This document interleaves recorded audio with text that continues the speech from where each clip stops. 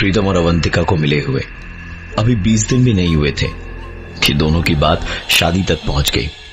सब कुछ इतना जल्दी हुआ कि अवंतिका को शॉपिंग करने का ज्यादा वक्त ही नहीं मिला। प्रीतम ने ज्वेलरी की शॉपिंग के लिए अवंतिका को सख्त मना कर दिया था, ये कहते हुए कि उसकी मां के बहुत सारे गहने पड़े हैं। तय दिन शादी का माहौल तैयार हुआ, पर बीच में ही सब कुछ बर्बाद हुआ जब शादी के हॉल के ठीक बाहर एक जोरदार धमाके की आवाज आई। बाहर दौड़कर देखा तो जनरेटर में आग लगने के कारण चारों तरफ अफरा तफरी मची हुई थी, जिस कारण शादी को बीच में ही रोकना पड़ा।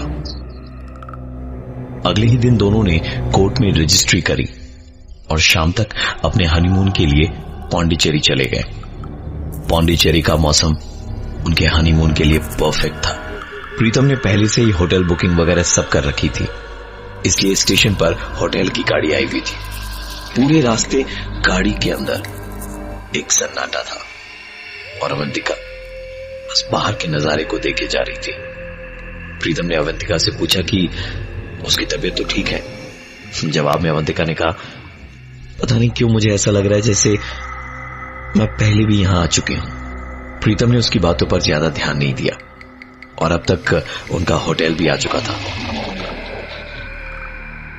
होटल में घुसते के साथ ही रिसेप्शन पर खड़े उस लड़के ने कहा, अरे सर, इस बार बड़े दिनों के बाद आए हो? प्रीतम ने जवाब दिया, हाँ, नई शादी हुई है तो सोचा हनीमून क्यों ना पौंडीचेरी में ही मना लो। इससे पहले कि अवंतिका कुछ पूछे, प्रीतम ने खुद ही बताया कि वो जब काम के सिलसिले में इधर आया था तो एक दो बार वो इसी होटल में ठहरा था। होटल पहुंचते पहुंचते उन्हें काफी रात भी हो चुकी थी, इसलिए डिनर करके दोनों सोने की तैयारी करने लगे। अवंतिका को जल्दी ही नींद आ गई थी, पर प्रीतम को अपने 5th फ्लोर के उस कमरे में एक आवाज सुनाई दे रही थी, मानो जैसे कोई मिट्टी खोद रहा हो। उसने कमरे की खिड़की खोलकर देखा, समंदर की आवाज ही सुनाई दे रही थी। खिड़की बंद करके जैसे ही वो पलटा, उसे और एक आवाज सुनाई दी, जैसे कोई लकड़ी पर कील ठोक रहा हो। उसने हड़बड़ी में दोबारा खिड़की खोली, पर एक बार फिर दूर दूर तक समंदर की ही आवाज सुनाई दे रही थी। उसने खिड़की बंद की और फिर सोने की कोशिश करने लगा। नींद बस आई ही होगी कि उसे लगा जैसे कोई उसके शरीर पर मिट्टी डाले जा रहा हो। जब ये सिलसिला काफी देर तक चलता रहा और उसका दम घुटने लगा तो वो हड़बड़ा कर उठा। लाइट जलाकर देखा तो सच में उसकी चद्दर पर मिट्टी लगी पड़ी थी।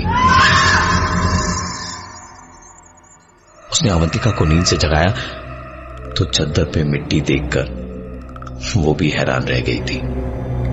प्रीतम ने तुरंत होटल के रिसेप्शन पर फोन मिलाया, पर वहां उसका फोन उठाने के लिए शायद कोई मौजूद नहीं था। उसने कहा कि मैं रिसेप्शन से होकर अभी आता हूं। प्रीतम जैसे ही कमरे से बाहर निकला तो उसे ध्यान आया कि वो रूम में वापस एंटर करने का कार्ड लाना भूल गया है। पलटा तो बस आंखों के सामने बंद होते हुए दरवाजे को ही देख पाया।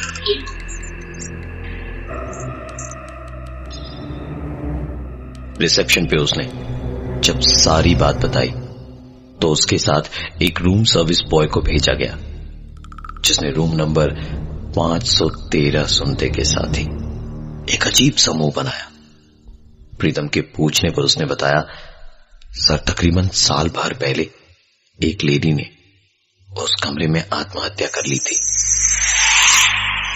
और उसके बाद से उसका भूत कभी कभार इधर दिखाई देता है, पर उसने आज तक किसी को परेशान नहीं किया है। इतना कहते कहते वो अपने कमरे के बाहर तक आ गए थे। हाउसकीपिंग ने कार्ड पंच किया तो दोनों कमरे के अंदर गए, पर अवंतिका वहां दिखाई नहीं थी। प्रीतम ने बाथरूम के बाहर से ही 2-3 बार आवाज लगाई, अवंतिका, अवंतिका, अवंतिका। पर बाथरूम के अंदर से भी कोई आवाज नहीं आई। उसने अवंतिका के मोबाइल पे फोन किया तो पाया कि फोन वहां तकिए के नीचे ही दबा पड़ा था।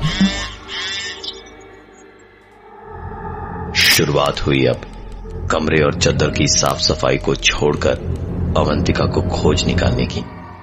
होटल का चप्पा चप्पा छान मारा गया, पर अवंतिका का कहीं कोई नामो निशान नहीं था।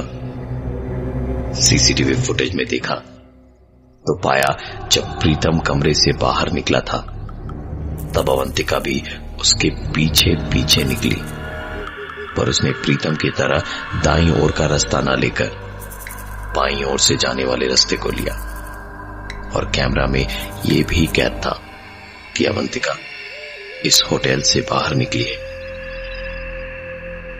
वीडियो फुटेज को देखकर ऐसा लग रहा था मानो जैसे वो नींद में चल रही हो। उसे खोजते खोजते सुबह हो गई।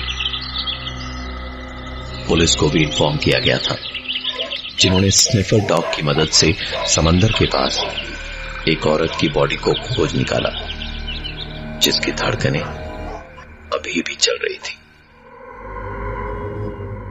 अवंतिका को तुरंत हॉस्पिटल ले जाया गया।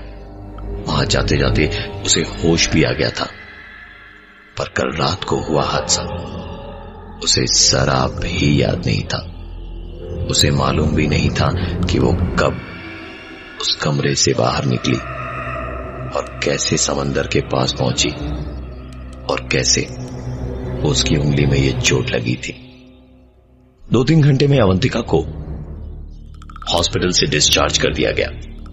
होटल पहुंचकर जो पहला काम उन्होंने किया वो था कमरे को चेंज करने का। देर शाम प्रीतम ने अवंतिका से कहा कि चलो थोड़ा घूम आते हैं, बीच पर तुम्हारा मूड भी फ्रेश हो जाएगा। दोनों बीच पर गए। वहां काफी देर उन्होंने बहुत सारी फोटोग्राफ्स क्लिक करी और शाम को लौट गए। जब प्रीतम ने सारी फोटोग्राफ्स कैमरा से लैपटॉप में ट्रांसफर करी तो उसकी आंखें फटी की फटी रह गई। पिक्चर्स सारी हेजी थी। कुछ पिक्चर्स में ऐसा लग रहा था जैसे कोई और भी उनके साथ वहां खड़ा था, और अजीब तरीके से कुछ तस्वीरों पर मिट्टी के छींटे पड़े हुए थे। प्रीतम ने होटल के उस अटेंडेंट को खोजना शुरू किया जिसने उसे बताया था कि रूम नंबर 513 में एक औरत ने आत्महत्या की थी। उस अटेंडेंट को खोज निकालने के बाद प्रीतम ने जब उसे पूरी बात बताई तो उसने कहा, सर पता नहीं ऐसा क्यों हो रहा है, क्योंकि आज तक उसने कभी किसी को कोई नुकसान नहीं पहुंचाया है। पर अगर आपको ठीक लगे तो आप उनकी कब्र पे जाके फूल चढ़ाएं और कैंडल जला दें। प्रीतम को जैसे थोड़ा सुकून मिला। वो बोला, तो हमें ले चलोगे वहां? अटेंडेंट ने थोड़ी देर सोचा और उसके बाद कहा, ठीक है सर, मेरी ड्यूटी रात 11 बजे खत्म होगी। उसके बाद अगर आप चाहें तो मैं आपको ले चलूंगा वहां। अंदर जाकर प्रीतम ने जब अवंतिका को ये सारी बात बताई तो अवंतिका भड़क गई। उसने इतनी रात गए कब्रिस्तान में जाने से साफ मना कर दिया। लाख कोशिशों के बाद, मिन्नतें कर करके, अपनी कस्में देने के बाद प्रीतम ने अवंतिका को मनाया।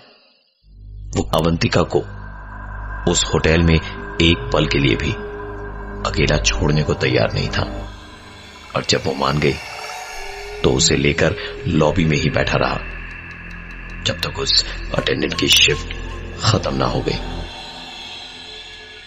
जैसे ही रात के 11 बजे वो अटेंडेंट आया और कार में उन दोनों के साथ निकल पड़ा उस कब्रिस्तान की ओर। वहां पहुंच के तीनों उस अंधेरे में टॉर्च की रोशनी से उसकी कब्र तक पहुंचे और वहां कैंडल जलाई और फूल चढ़ाए ही थे कि अवंतिका जोर से चीखी।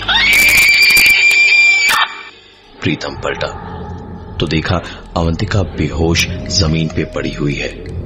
प्रीतम ने उसे जगाने की कोशिश की पर वो नहीं जागी। उसे उठा के होटल में लाया। इतनी रात को डॉक्टर का मिलना भी मुश्किल ही था। होटल पहुंचते ही लॉबी में उसके चेहरे पर पानी के छींटे मारे तो धीमे धीमे अवंतिका ने आंखें खोली। प्रीतम की जान में जान आई और उसने पूछा, क्या हुआ, तुम बेहोश कैसे हो गई थी वहां? अवंतिका डरी हुई रुआसी सी आवाज में बोली, वहां कब्र के पास मैंने एक औरत को देखा जो चमकती वेडिंग ज्वेलरी पहनकर खड़ी तुम्हें देखकर मुस्कुरा रही थी। इतना कहते कहते ही वो रोने लगी और फिर से प्रीतम के पीछे देखते देखते चीखने लगी और फिर बोली, वो यही है, मैंने गहनों की आवाज सुनी है उसकी। तुम्हें सुनाई नहीं दिया? प्रीतम को एकदम से गुस्सा तो आया, लेकिन अवंतिका को संभालना जरूरी था। वो बड़ी प्यार से बोला, कोई नहीं है यहां अवंतिका, तुम थक गई हो, चलो सो जाओ। You know what, you need rest. Avantika ने पलट के प्रीतम को कहा, नो, यू नीड रेस्ट। प्रीतम या अवंतिका कुछ कर सके ऐसे हालात तो थे ही नहीं। प्रीतम काफी देर तक जागता हुआ अवंतिका के पास ही बैठा रहा।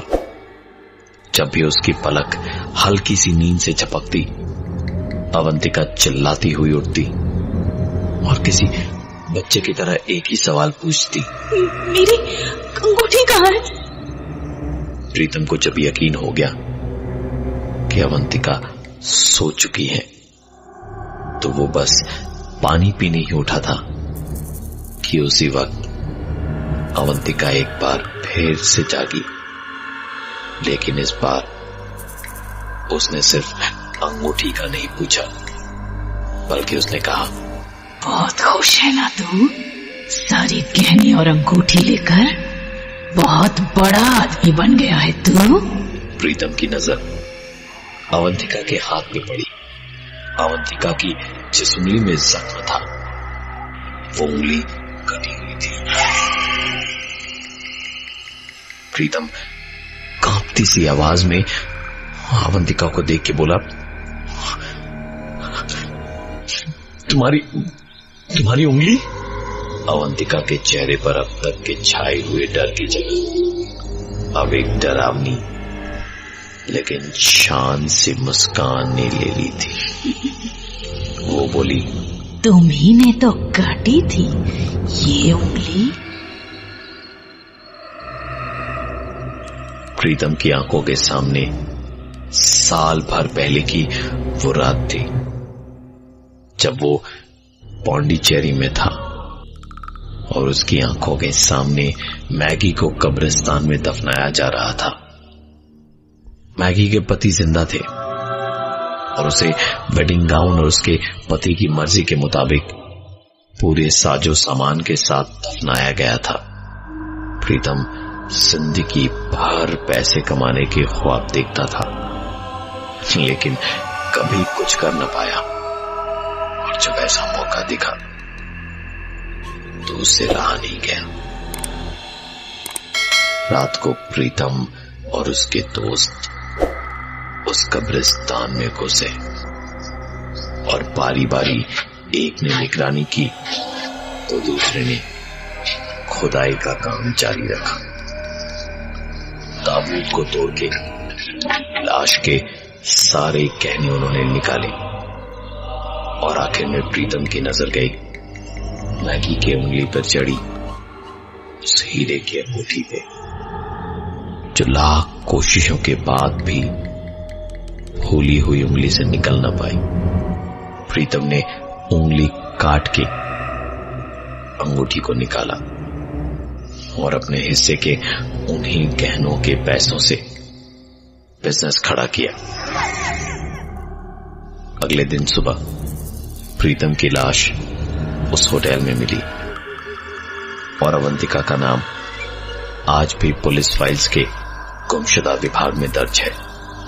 प्रीतम द्वारा किए गए साल भर पहले का गुनाह एक बार फिर उसकी जिंदगी में लौट कर आया था, जिसने उसकी मौत से अपने बदले को पूरा किया।